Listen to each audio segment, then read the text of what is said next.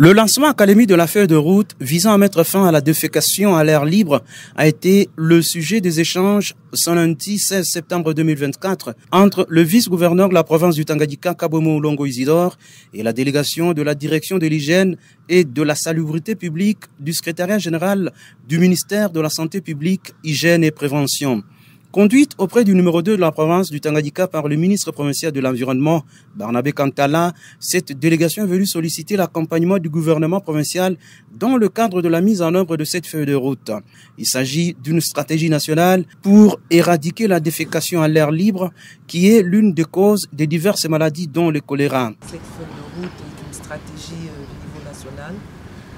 pour pouvoir éradiquer la défécation à l'air libre. Vous savez que le fait d'avoir de déféquer à l'air libre est une des grandes causes de différentes maladies.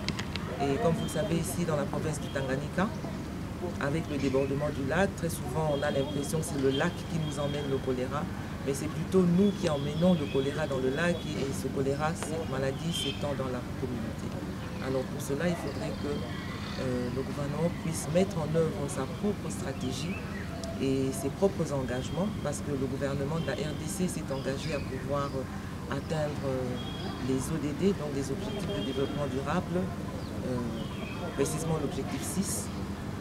qui a trait à l'assainissement et à l'hygiène pour tous, en mettant un accent sur les femmes,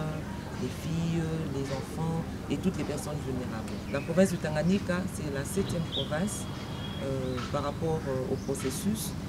Nous avons commencé la mise en œuvre de cette feuille de route depuis 2020. Dr Nsambi Bokombo Gertrude, directrice, chef des services à la direction de l'hygiène et de la salubrité publique, s'est félicitée de l'engagement du gouvernement provincial sous la direction de l'honorable Christian Kitunga Muteba en faveur de l'amélioration de la santé de la population du Tanganyika. Notons que dans cette délégation se trouvait également le coordinateur provincial de l'environnement ainsi que les délégués de l'UNICEF, partenaire du gouvernement provincial.